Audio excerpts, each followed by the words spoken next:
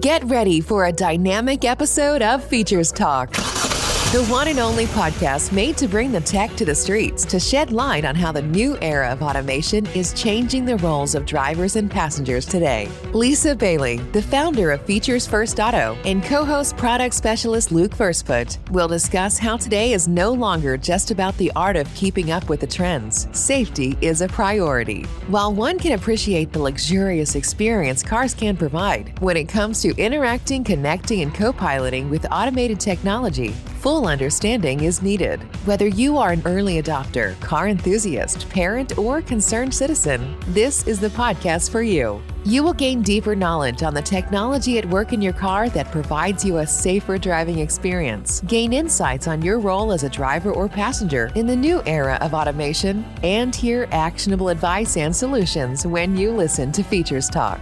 Here's your host, Lisa Bailey. Hello, community. I am so excited. I am so excited to be here for another episode of the Features Talk Podcast, where we are empowering our community of drivers to drive safe and informed in 2021 and beyond in this new age of automation. And we are doing that, honestly, by bringing the tech to the streets. We have our very special co-host, Luke Verseput, who has been joining me on all of these wonderful episodes, as he is a product specialist and literally is a blessing to our community as a guru that can really share and bring valuable information to our community when it comes to the technology at work in their car and how to prepare themselves to be a safe driver and an informed driver. So, Luke, thank you so much again for joining me for episode 5. And Please introduce yourself to our new listeners and say hello to everybody else. Yeah. So, like Lisa said, my name is Luke, and I am a product specialist for Kia. And specifically right now, I'm working at Citrus Kia in Ontario. Citrus Motors does both Ford and Kia. I work on the Kia side. And yeah, so I've been working there about a year and 9 months. And yeah, my whole job as a product specialist is actually just to kind of convey the cars and their features to customers. And just to anyone, wondering about them, it's, I don't do any of the financial stuff. I'm just like the car and the tech guy. So that's my whole thing. And so the whole idea is, we're trying to impart as much of this knowledge as possible to as many people on as many people as possible, because cars are changing faster now than they ever have been, and are going to be changing in more dramatic ways than they ever have been before. And so that's going to need to be accompanied by just greater awareness of drivers in general, and that's what Features First is all about. Yes, that is exactly what we're all about, Luke. And I am so happy that you said that, because that's really what we're doing here. We recognize, we are aware, right, that there are changes coming to the vehicles, and even some that we have never even seen or talked about. And so that's the beauty of this podcast, is to really be able to grow and evolve as technology is evolving and as the automotive industry evolves. And so specifically today, we're going to be talking about what structural changes drivers can expect to see in this new age of automation. And when we think about structure, we can talk about two different things, right? We can talk about the body of the vehicle, so the outer structure of the vehicle, but we can also talk about the infrastructure that needs to be built to support electric vehicles and to support their operation amongst society when you think about gas stations and when you think about rental properties. And so we're going to talk specifically about, we're going to touch on both of those sides of the structure. And I think that was going to be very valuable to the community today. And starting with that question of, what body structural changes can drivers expect to see in the new age of automation? And for me, I get excited when we talk about this, because I read a lot and I research the new technologies and the actual engineers and how they are really taking advantage of the fact that electric vehicles, the transmission will be gone. They'll have so much space to be able to innovate and create vehicles in different shapes that we've never seen them before. For me, that's exciting, exciting because that means you can have a different experience that you've never had in your vehicle. So when we're talking about that, Luke, the body structural changes, I know that obviously this has happened before. This has already been accomplished with vehicles going from the body on frame to the unibody structure. And when we think about electric vehicles and how obviously the weight compensation that needs to happen with the battery in the vehicle and the way that the structural changes have happened, what can you speak about what the structural changes that drivers can see when we're thinking about electric vehicles and this new era of automation? It's one of the big things about, electric vehicles that I don't think it's talked about quite as much. Whenever the conversation of electric vehicles always gets brought up, then usually, understandably, the number one thing is range, right? How far can they go? How much gas are they not burning, so on and so forth. And understandably, right? That's one of the biggest things, one of the biggest reasons for going towards them. But the actual, like you said, the structure of the car, the stuff that you don't see, you see the new shape, you see the wheels, you see the fact that electric vehicles don't have grills in the front, but the actual structure of the car is sometimes kind of goes under the radar when it comes to discussing them. And so it's interesting that, with electric vehicles, a lot of it is going to be about space and specifically how much space you'll gain. And a big component of this is the fact that electric vehicles don't have traditional combustion engines, right? Which is one of the single heaviest components of a traditional car. Yeah. And also no transmission, which again is a very kind of centralized, a heavy component. Yes. With those are going to come, changes in how cars can be constructed. You're going to have more space on the interior. You could make cars bigger and smaller.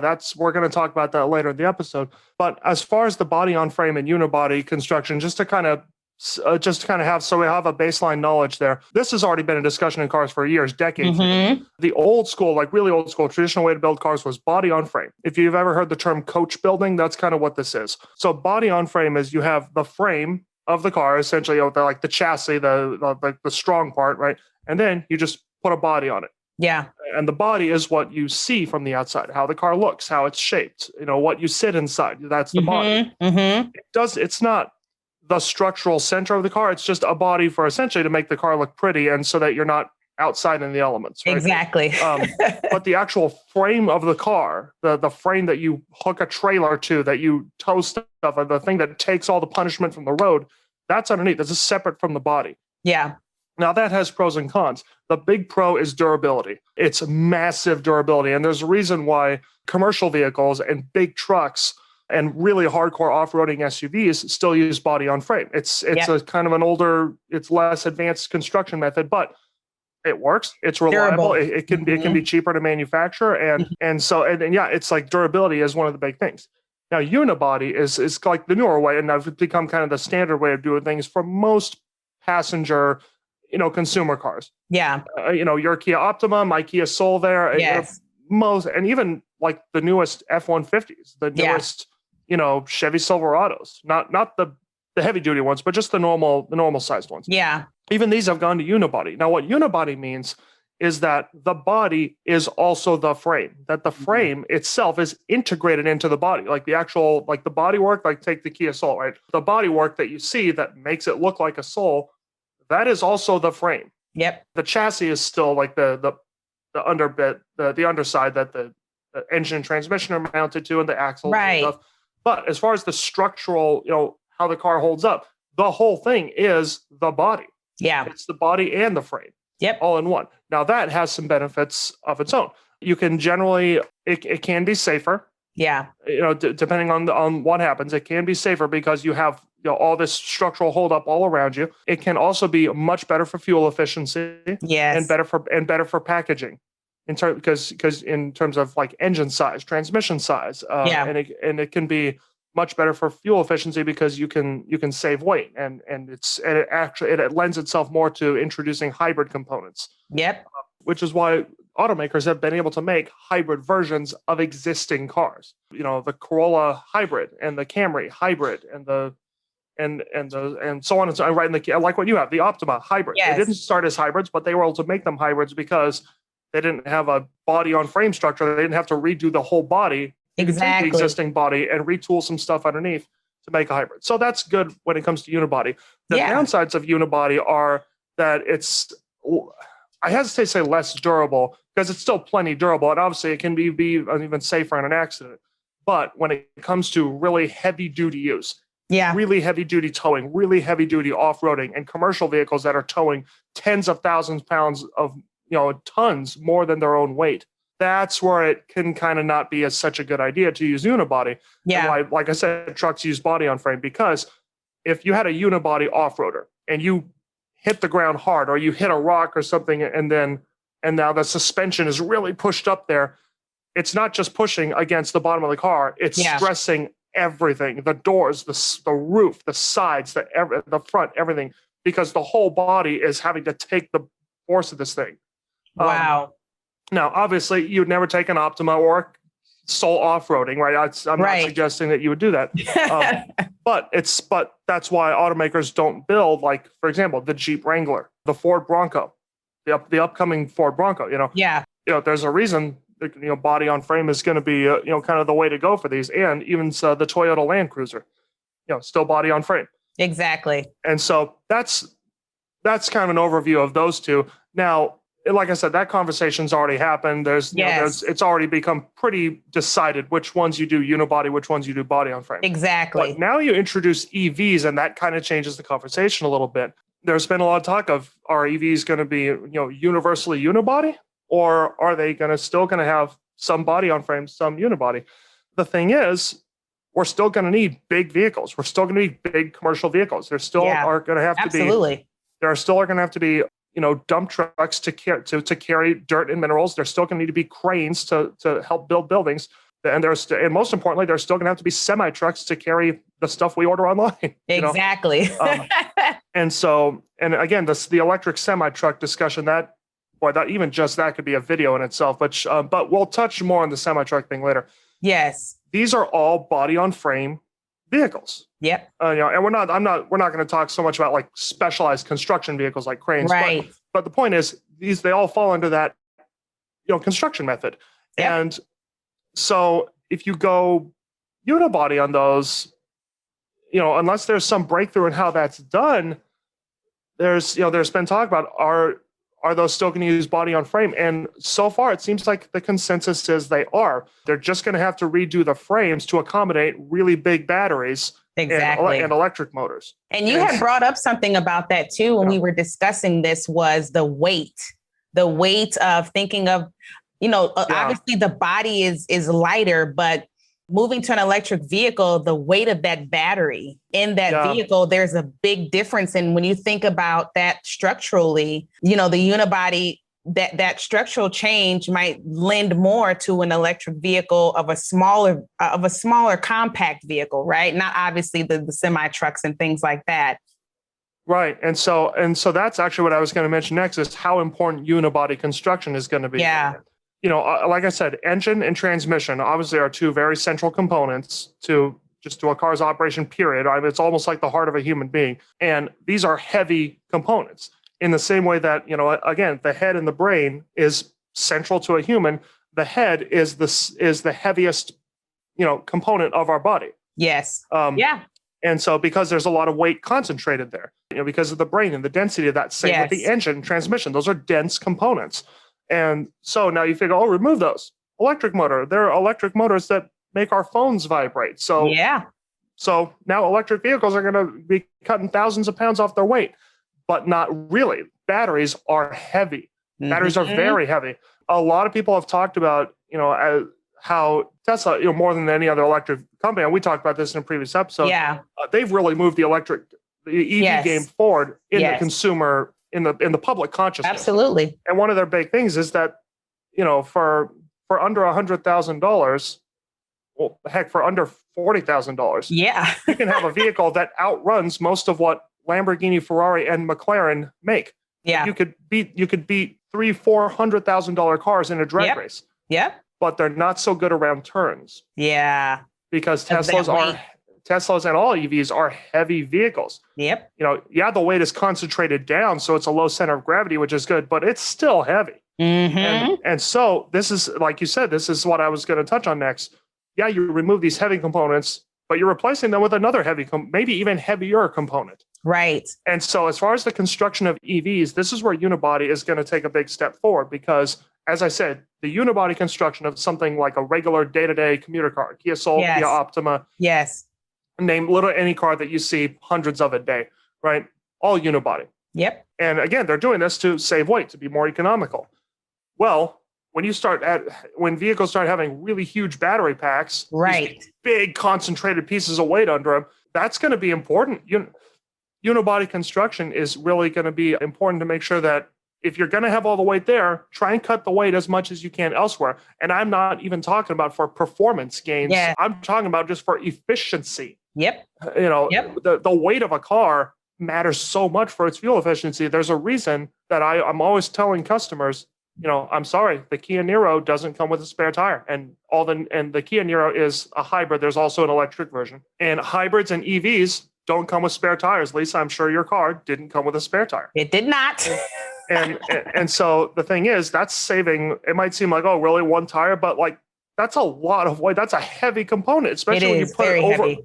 Especially when you put it right over the rear axle, when you store a spare tire there, that can bring down the range of an electric vehicle or plug-in hybrid. Yes. And so it's about saving weight for efficiency.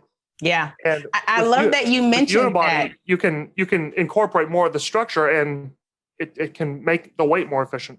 Yes. I love that you mentioned the spare tire, because that was a change I had to get used to, because I'm used to having a spare tire in my truck. Or in my car. I'm sorry, I've never had a truck, but in my car. And that sense of safety that, okay, if one of these tires goes down, at least I have a spare in the back. But now it kind of spoke to me of the maintenance of my vehicle, making sure that I take it in to get checked on time, that I'm making sure that if there's a air notification that comes on, I'm taking care of my tires, because there is no spare in the back. So yeah, you have a tire inflator kit. You have a tire mobility kit, but not an actual spare replacement. Exactly. Yeah. And that leads into one of the other innovative ways when we're talking about the weight, just what you were talking about of the actual EV and the battery. There are major innovations, technological advancements that are happening in the actual tires of vehicles. Yeah. I know specifically Continental, which is an original equipment manufacturer, they are making major advancements in tires when you think about electric vehicles and the type of tire that you need to support that weight, but also receive that fuel economy like we're talking about. And I know that there's specifically some advances about speaking about airless tires. And I know even moving further into advancements, even spherical tires. And so I would love to hear I would love to hear your take on the advancements that are happening in tires in support of that weight that is coming with the electric vehicles. Yeah. The big thing about tires is tires are probably the component of automobiles that has seen the least innovation since the automobile was first created. And as a fun fact, the very first automobile ever made was not, a lot of people think it was the Ford Model T. It was not. The very first automobile that available to consumers was actually called the Benz patent motor car. Oh. So, and if Benz sounds familiar, it's because I was going to say, is it the Mercedes Benz? it's that Benz before Mercedes Benz became a brand. Oh, okay. Yeah, but anyway, wow. I mean, ever since that, obviously tires have advanced. Yeah. They've improvements to tread technology and stuff like that. But absolutely, still, they're still round pieces of rubber that are inflated by air. Yes. And obviously, I'm oversimplifying, but at its core, that's kind of what it is. Yes, that is the core function of a tire. And so, and the function of a tire is, of course, going to remain the same to move a car. That's the function of the wheel has always been the same. But boy, in terms of like cars going from steam cars to gas cars to fuel injected to now hybrids and EVs, I mean, that is like, it's nuts. Yes, it's nuts how much that's happened. Yes, it is. airplanes have become what they are, boats have become what they are, submarines have become they are, but tires, Yes. they're the same. They're like They are the same. And so now, this has also been talked about maybe even longer than EVs have been talked, maybe not longer than EVs, but this has become a big conversation recently is, there's always going to be some bottleneck, right? Something that's always going to keep you from being the most efficient. Yeah. And that's going to come down to the tires where you actually make contact with the road. Yes. And so one of the big things that's been talked about is airless tires. And it's by the name is what it says. It's a tire that does what a tire does, but not using any air to be inflated. Wow. And so this can have two big benefits. One, efficiency. Yeah. Yes. It can make a vehicle more efficient because I sometimes have customers ask me at work, we'll be looking at the Kia Niro and a couple different trims of the Kia Niro, like most cars, different trims, there are different wheel options. Yes. Right. I mean, my Soul has a different wheel option than the base model, but different than the top and so on. So different Niros can show a 2 mpg difference on identical powertrains because their different trims have different wheel designs. Not the tread, the wheel. The wheel. Wow. Right.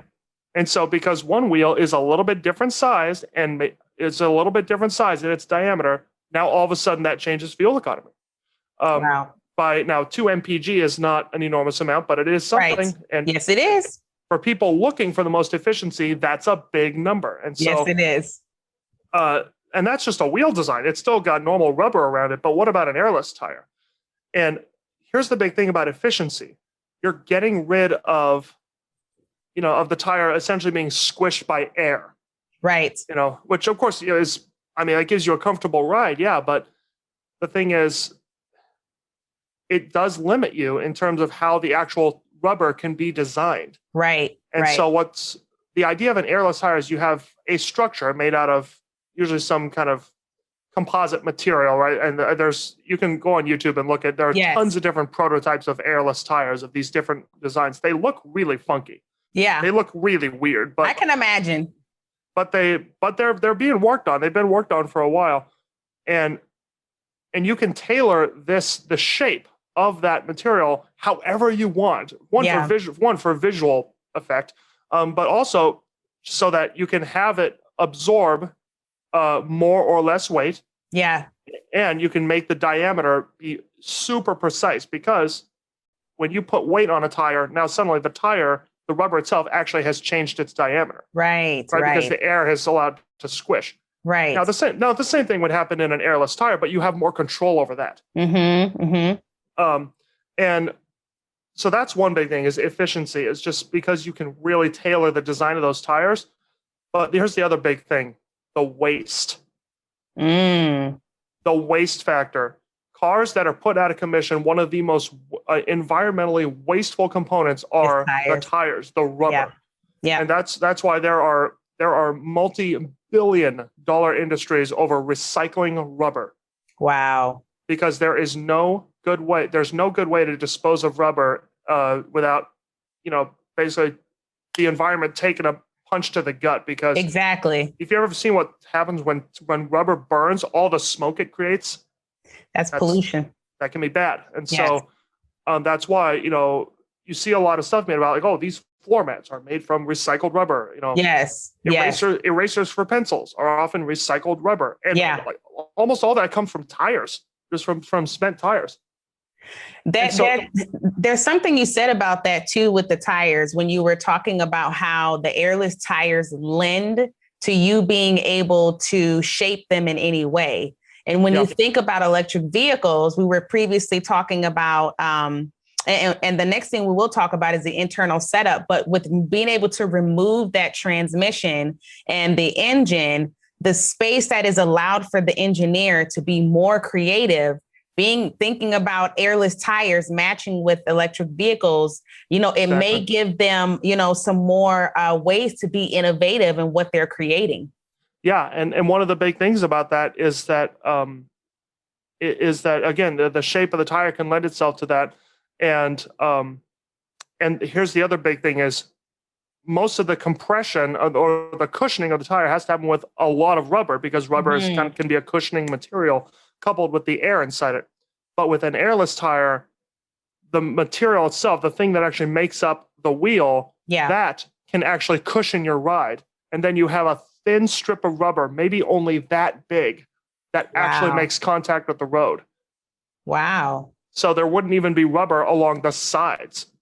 Wow. And of course, the number one thing that comes to anyone's mind when the airless tire is you can't get a blowout. Yeah, exactly.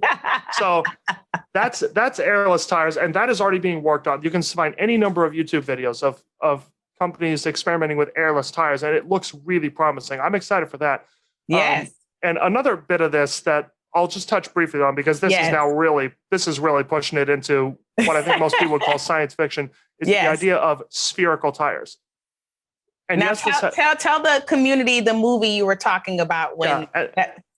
Right. So my first time I ever saw airless tires was actually in a science fiction movie. If anyone's seen the movie I, Robot with Will Smith, that movie actually makes a big deal out of it. It's set in the future, of course, in America, and all the tires of all the cars are airless. They're spherical. Yeah, they're spherical tires, and so when cars parallel park, they don't turn; they strafe. Mm-hmm. They just strafe like lane changes. Do this. Yeah. You know, and when they like let's say this mouse is a car, when they need to turn around, they don't go 0.1, right, 0.2, 3-point turn. They just go turn around. Yep. So that's in it, but that's in a science fiction movie. Now, spherical tires have been shown at auto shows, like in the real world, like prototypes of them. Yeah. And kind of what people are kind of envisioning how they could be used. Yeah. And this is really where electric vehicles come in. Yes, electric vehicles will lend themselves to airless tires because the shape of the tire can be such that it won't intrude on an engine or a transmission. But with spherical tires, that's a whole different ballgame. I mean, it's how do you connect it to the car? You can't put an axle through it. Yes. Well, our tires work because we put an axle through them and they have to spin on that axis. Exactly. But you can't put an axle through a spherical tire. Yeah. Or anything. And so, the science of how that's going to work out, that's an engineering question above my pay grade. But but how it could be useful is, one, obviously electric vehicles would need to be used because it would, the electric motors would be able to address each tire individually. Yeah. But think about this. What if you need to rotate your tires? Because we have to rotate our tires, right? You take the front ones to the back. Yep. So what about a spherical tire? If the tire is spinning this way, right, why not then just rotate the sphere this way, and now it's spinning on a different axis? Exactly. So the car can rotate its own tires. Pretty much. Now that's basically all I want to say about that. But just so the community knows, I know it sounds silly, but just so the community knows, spherical tires are in the conversation about how that's going to evolve. I can think of my children, and I've seen cartoons with different little things rolling around. They have spherical tires and they just turn right around. And obviously it's a cartoon. You don't think anything of it, but it's so interesting to know that they are working on that. And it is actually a value add when you think about the evolution of vehicles and where we're headed with the electric future. So I just thought that was so cool. And I'm glad that the community can do their own research, right, and empower themselves further beyond our podcast to see what we're talking about. and with a self-driving car, with a fully self-driving car. Oh my goodness. Think about a self-driving car in a parking lot. I mean, we've come to mostly be able to trust self-driving cars on the street and on the freeway. I mean, non-self-driving cars have smart cruise control. We've talked about that. Yes. But what about a self-driving car in a parking lot when someone might pull out from a space and not see you? Exactly. Or if a self-driving car could park itself or parallel park itself, well, it's going to have to calculate, okay, turn the wheel this way, but then back up so you can line the car up. Yeah.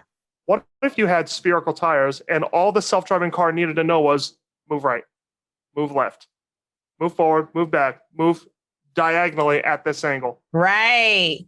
That's so cool.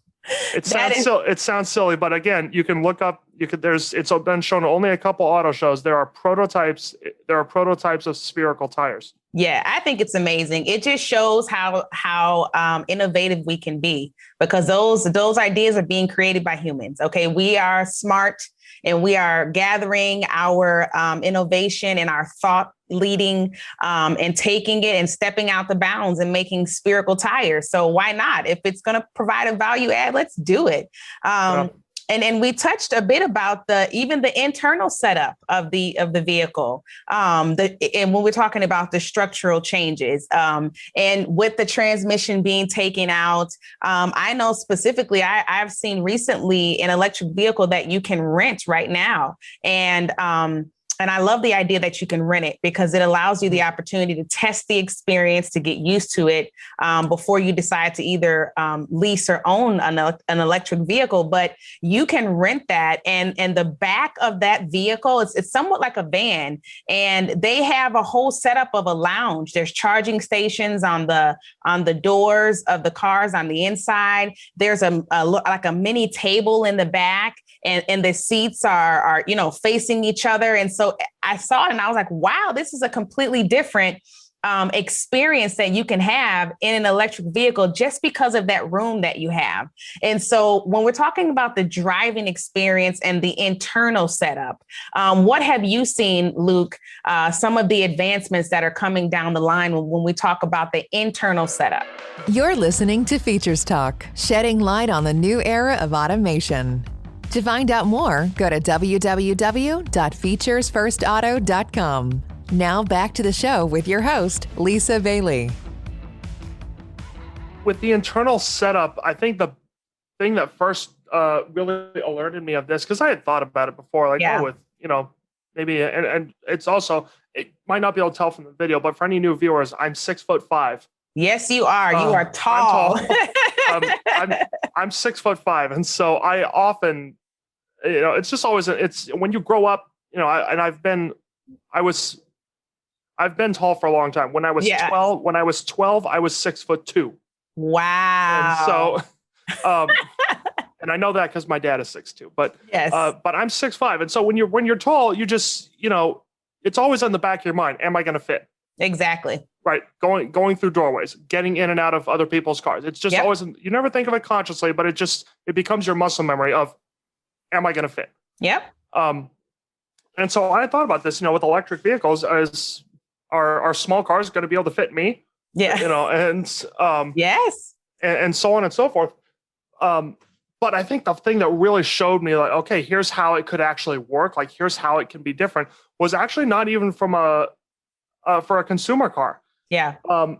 It was when Tesla unveiled their concepts. They're in kind of testing and concept phase, and they're not obviously ready for the road yet. But when Tesla unveiled their semi-truck, I'm sure anyone who's seen anything about Tesla and EVs have probably seen the Tesla semi-truck. If you haven't seen it, just know that it's a few years ago now.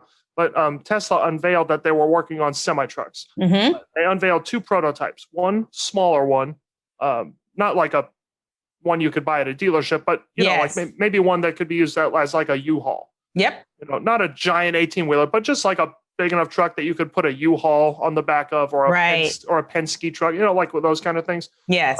And then of course the large one, the really big one that would be like a cross-country 18-wheeler that you could sleep in the back of, right? Right. So they unveiled these two different size semi-trucks.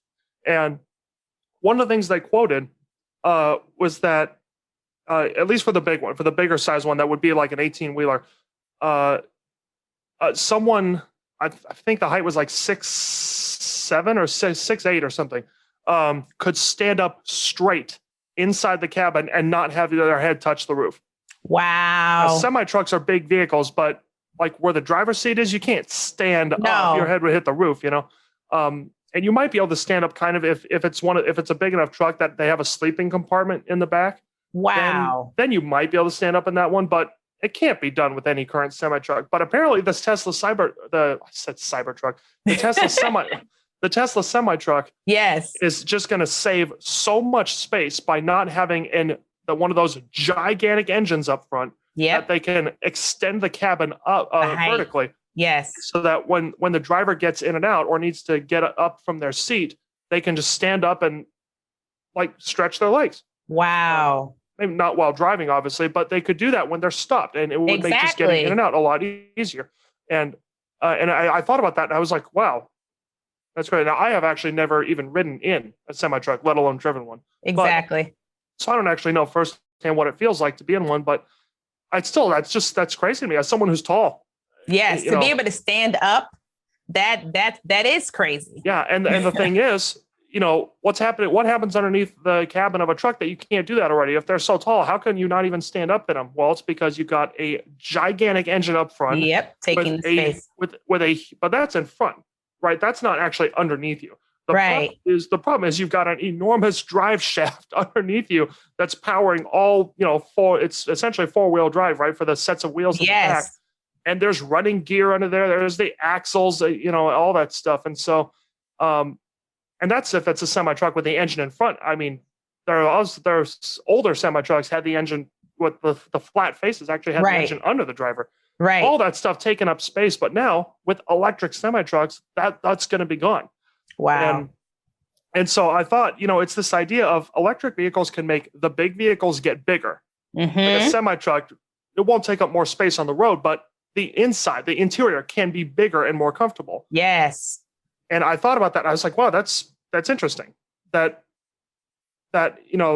it's not something you ever think about. I mean, one, we're not semi-truck drivers, so we don't think about it day in and day out. Exactly. But if you were a driver, that were your career, of course you'd be thinking about it. Yeah. And I think it's so cool that that's going to bring about a fundamental structural change of semi-trucks that have largely been unchanged for probably longer than either of us have been alive. Exactly. Changing your awareness, just like you're saying, how can big vehicles get bigger? And if we think about how big vehicles can get bigger, what about the smaller vehicles? Can smaller vehicles get smaller? If we think about electric vehicles and all that space that we have, I know you talked about the Tesla truck. There was another vehicle we talked about, the Twizy. Tell the community about the Twizy. Yes. And this touches on how smaller vehicles can get smaller. Yeah. So that's the other big thing. I know I mentioned with bigger vehicles getting bigger, like semi-trucks, they're still going to be about the same size overall. Like their footprint on the road, they're going to take up the same amount of space on the road. But what about small vehicles? Now, when we think of small vehicles, probably for better or for worse, the first thing that comes to most people's mind is the smart car. Right. Because it is, not even something like the Kia Soul. Like that's a smaller car, but it's not truly small. Right. It's actually got a very spacious back seat. It can seat 5, 1 driver, 4 passengers. It's not a truly small car. Most people think of the smart car. It is comically small. It looks funny. It certainly stands out for better or for worse. It's only a 2-seater. Yes. And there's almost there's no car beyond the wheel, front or back. It's so short and stubby. Yes. The smart cars are small. Yeah. But think about it. It takes up the same parking space that a truck does. If you go and park at a grocery store or something. Yes.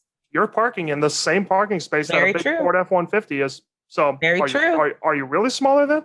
Yeah. And you can't drive 2 smart cars, safely in one line. So like how smaller are you really then?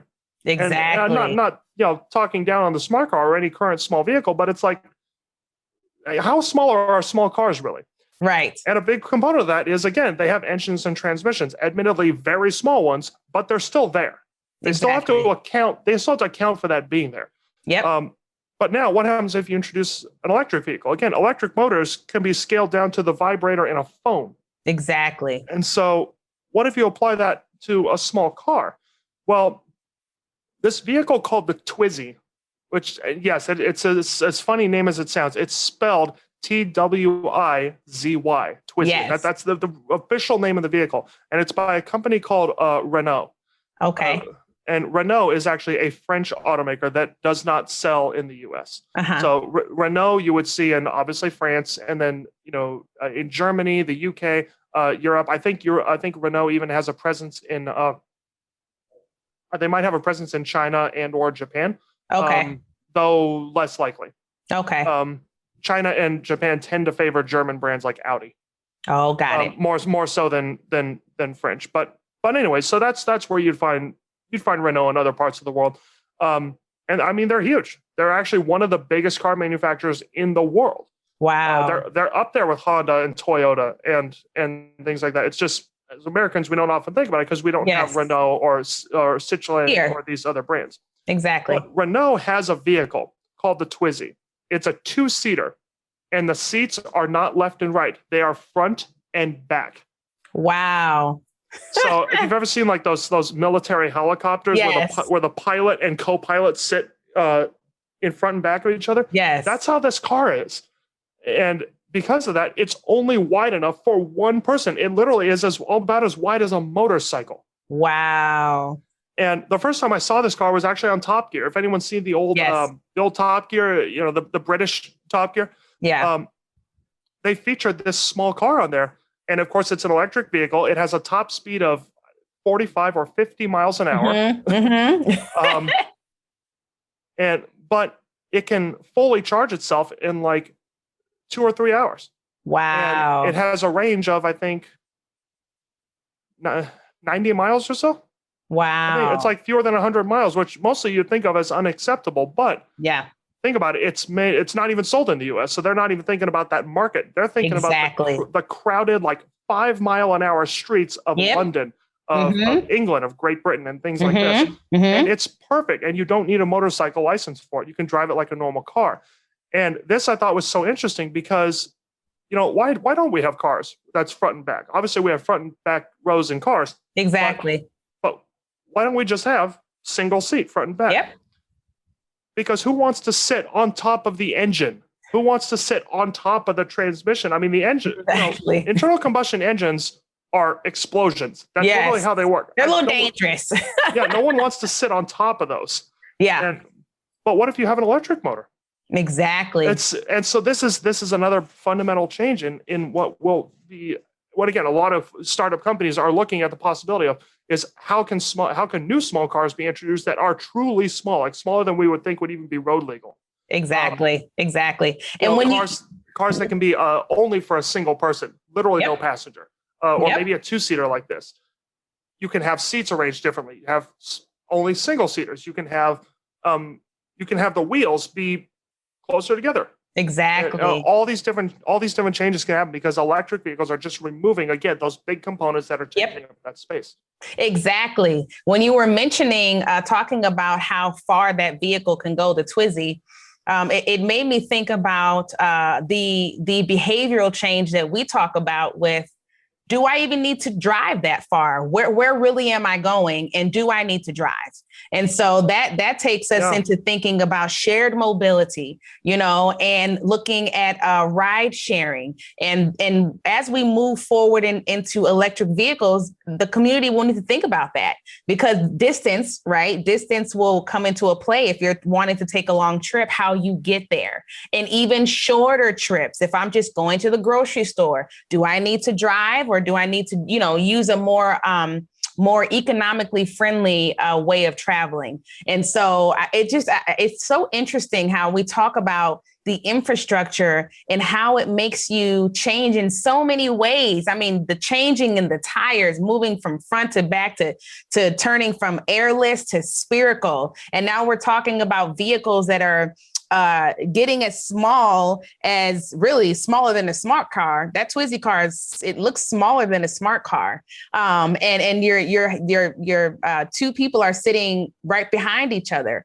And so the innovation is really outrageous when you think about what's coming ahead. Mm-hmm. And when we talk about, there was another side of the infrastructure changes that we were talking about. So when we look at structure changes and we transition into the infrastructure changes that we can expect as drivers, we talked about this a little bit on the All EV episode, but I know specifically one of the biggest changes that drivers are going to see is with the gas stations, right? Obviously, we're all going to the gas station to get what? Gas. But if we are living a reality of more drivers driving electric vehicles, obviously the infrastructure and the support from the government, from the electric companies, from the gas stations, you can think about those changes of when should I go and charge? Should I charge at night versus charging at a charging station?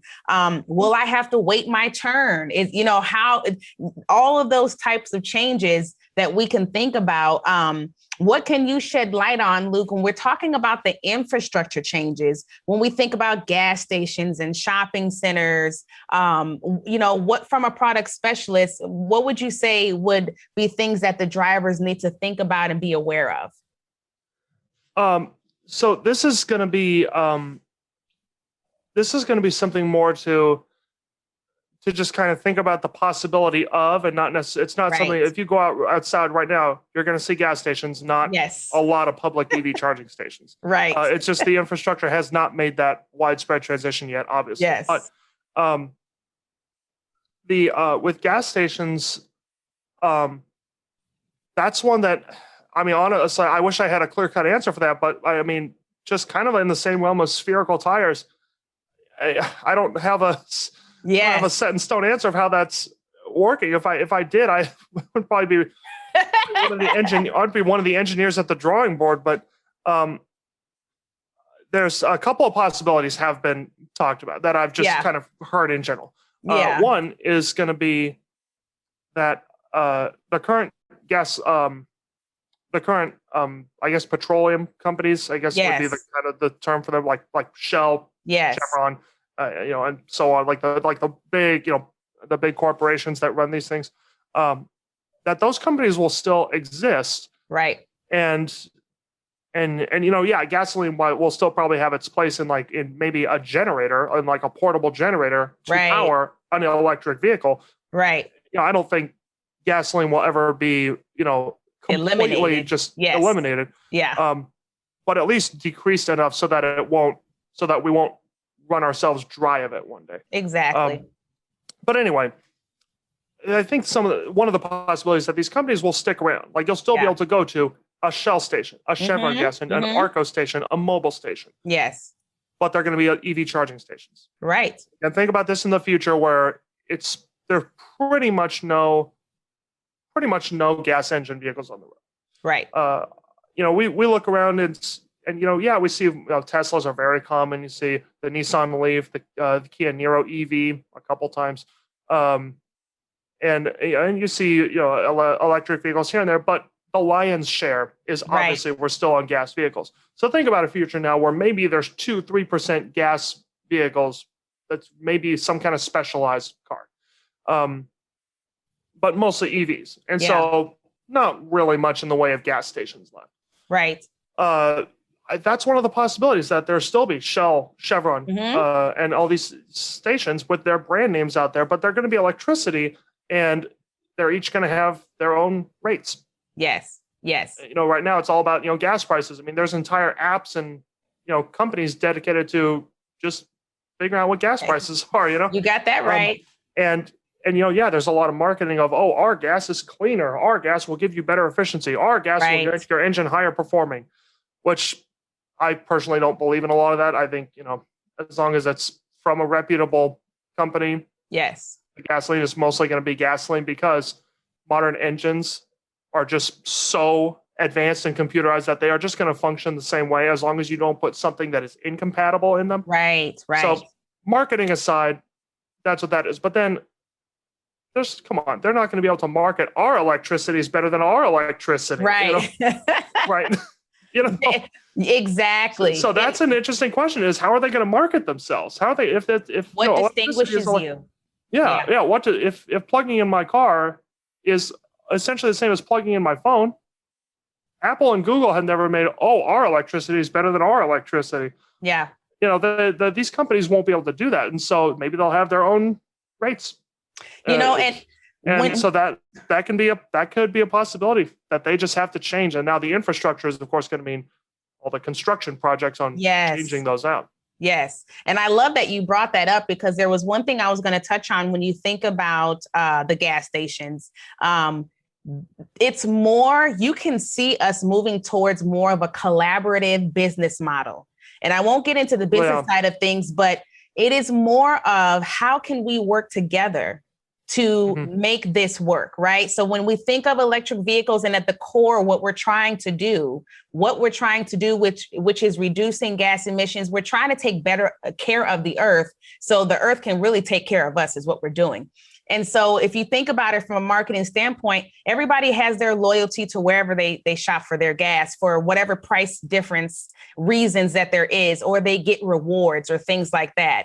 And when I think about it, I think, when we look at electric vehicles and needing to find a charging station, it'll be less about, Arco or Shell and more about I need to charge my vehicle. And so, it's more of, do they have the availability for me to charge my vehicle or multiple people to be able to charge it at a long period of time? And so I think that's where they get into the distinguishing factor of what they'll be able to offer drivers is the luxury, and also speaking about that, when we're talking about the infrastructure changes, you think about the battery technology. So we're talking about charging. How long does it take to charge? And so these are some innovations as well that I know specifically is being developed to find out how they can stretch technology to get the batteries to charge in a lesser time. And so I bet once you start getting into the competition of that, these companies will have many things to be able to distinguish themselves with. I haven't looked. I'm sure there's been studies on this. I'm sure market research companies have done any number of studies, and I haven't looked up specific stats on this. But yes, if you were just ask my speculation, my opinion, I would say if I had to list what is the number one objection to people not just getting an electric car, because why not? I would say it's that charging time. Yep. Not even I couldn't get a charger installed. Yes. Or I couldn't take enough road trips or something like that. I mean, again, unless it's you have a really specialized purpose, like I need this truck to tow tens of thousands of pounds, right? Or I need to tow a horse trailer or something. Outside of that, like just for someone like me commuting 12 minutes to and from work in a Kia Soul, right? Why isn't everyone just getting electric cars? I think the biggest hurdle is that charging time. Yes. They're quiet. Yes, they're more efficient. Yes, they're infinitely more efficient, and your maintenance drops outside of just watching your tires and rotating your tires when you need. Your maintenance pretty much drops to zero. I agree. And why in the world would you not give that up? Because it's hard to give up taking 2 minutes at a gas station to get 400 miles of range. Exactly. And if you're talking about a plug-in hybrid, is yours a normal or plug-in hybrid? It's a plug-in, right? It's not plug-in, no. Oh, it's a normal hybrid? Okay. Yes. Well, a Nero plug-in hybrid on a full tank of gas and a full charge is like 480 miles of range. Wow. And that vehicle has a smaller gas tank than my Kia Soul. Wow. That vehicle would fill up quicker than a Kia Soul, and your 480 miles of range, that's a hard thing to give up. You got that right. That's a really hard thing to give up. Yeah. And so that is probably one of the biggest things. And that, again, is a question. And I had said before, like when you had asked me, what do you think about gas station? I said, well, there's two possibilities. I listed one, and you basically said the other thing I was going to say was, maybe these companies will, maybe it'll be more of a collaborative thing. Again, the business side is, I'm not really know much about that. Yes, that's definitely what I see. Yeah, about what business decisions they should make. I'm not the one to make that call. Yes. But about that charging time, that we talked about charging time and all this in the kind of the introducing EVs earlier at just purely the consumer level, but what about just overall, like at the infrastructure level? And we did talk about about installing chargers at homes, in apartment complexes. Right. That's actually relatively an easy thing to do. Mm-hmm. But what about getting thousands of gas stations retooled or removed or added I shudder to think of the people who are actually going to be on the front line, like rolling up their sleeves and making that happen. I don't envy their position. Yeah. Because how do you solve this problem or how do you get people to adopt not getting hundreds of miles in a few minutes? And there's a couple possibilities to talk about. Is one, battery technology itself is just going to so fundamentally change that there will be a way to quickly charge them and have them somehow keep that charge for a long time. That is what I personally see as the more likely thing. Oh, yes. I personally see that as the more likely thing. Now, instead of, I'm not putting all my eggs in one basket, here's the other thing. battery packs. Now, EVs already have battery packs, of course, but here's what I mean. Swappable battery packs, like taking a AA battery out of a computer mouse and just putting another one in. If only it were that easy, right? Yeah, I was going to say, that sounds great. You just swap that battery out, let that one charge in the back, and great. and so think about it. Like, this could be a really great solution. What if you pull up to, and whether gas stations, right, merge or not, let's say they're still separate brands and they're competing, right? Competition is good for the market. Yes. So let's say you pull up to a Shell station. Yep. Which is pure EV. And somehow EVs across different brands, charging stations, everything, have somehow adopted a standard of universal battery packs. Yep. You pull up to the station, you can hot swap your battery pack for a fully charged one, and then your battery pack is now at the station charging for someone else to swap into their vehicle. And I love that. And those keep getting cycled out. However, it seems great, right? But at some point, those batteries are going to wear out. Right. And they're going to have to be recycled and put down. And currently, there is not an environmentally friendly way to put down used batteries. Yeah. So that's the thing. Does it solve the problem? And I've actually heard this spoken in these words. It was actually James May, one of the Top Gear hosts. Yes. He was actually, it was a video. He was talking about he owns a Tesla. Yeah. Among other cars, and he even said, like, in his discussion, he said these words. He goes, "Is it solving the problem, or is it just moving that same problem down the line?" Exactly. So that's why it's for that reason. I think it's more likely that battery technology is just fundamentally going to change. Maybe they don't have to be hot swappable. Yes. Like at a station like that. Yeah. Because I just think if we put all the eggs in the basket of hot swapping batteries with their current technology, I don't think that's going to be sustainable very, very long term. Exactly. And all of that points back to that collaborative working together. It really is going to take the thought leaders all at the same table. And the business models will change because of the risk associated. And just like you said, we fix one thing, but what about the recycling of the batteries? And so, there are many, many topics and many, many things, pros and cons to electric vehicles. But the reality is they're here. We will progress and we will see more electric vehicles on the road. Technology is advancing. It will not stop advancing. And so that's the whole purpose, once again, of us being here together to be able to have these conversations with Luke and our community to make sure that you guys are empowered and that you are prepared to drive safe and informed in this new age of automation. And so I want to remind the community, do not forget about our community event we have this year, September 14th. We're holding it virtually, and we are going to be talking about cybersecurity. We're talking about how your data is being protected. We're talking about the engineering and bringing the developers to the table. Just like we have Luke, our product specialist, we will actually have autonomous engineers there. We'll have educational specialists there that are speaking about how and best strategies to learn these technologies. I know a couple episodes back, Luke, you gave the community advice to just take one feature at a time. Mm-hmm. If you can take one feature at a time, look it up, find out what it means. You can go onto our website, FeaturesFirstAuto.com, and look at the featured features. But you can also listen to this podcast and learn more about these features and take your time, take one at a time, because technology is a lot of information that can be absorbed. And so that's why we want to simplify it as much as possible. So Luke, this is the time in the podcast where you, as our product specialist, give the community just one piece of advice from this episode that they can take away and either implement or remember as they are becoming smart drivers.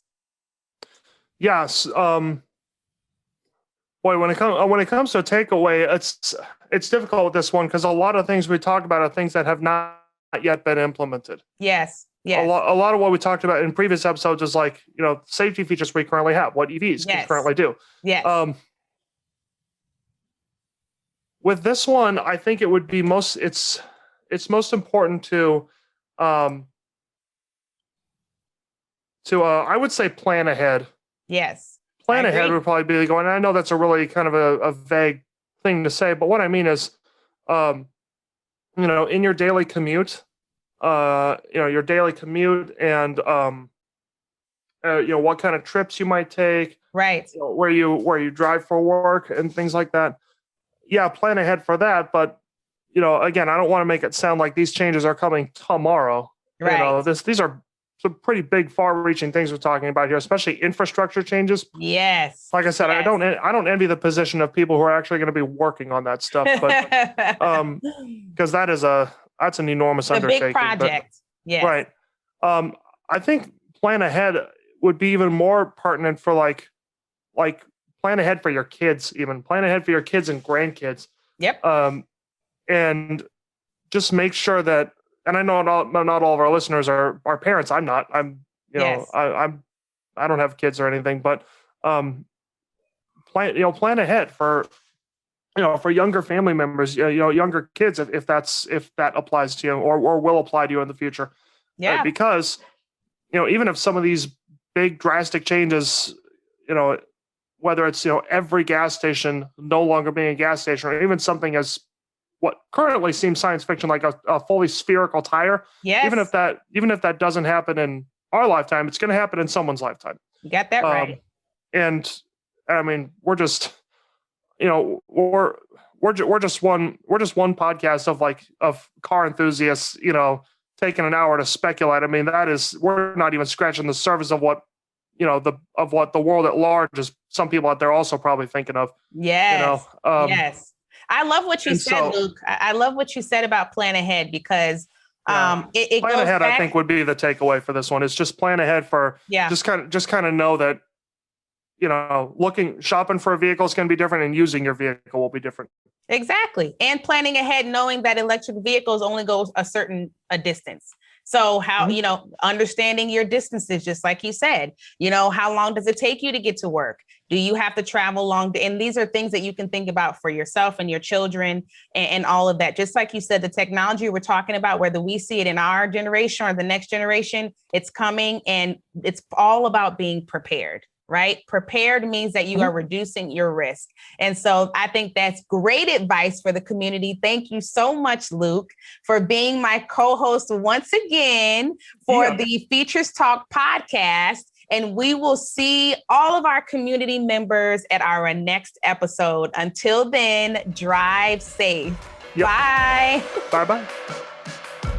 Thanks for listening. Find us on Facebook, Instagram, Twitter, LinkedIn, and YouTube at FeaturesFirst Auto, and online at www.FeaturesFirstAuto.com to join the community and empower yourself to drive and ride safely and informed. Check back weekly for new episodes. Until next time, drive safe.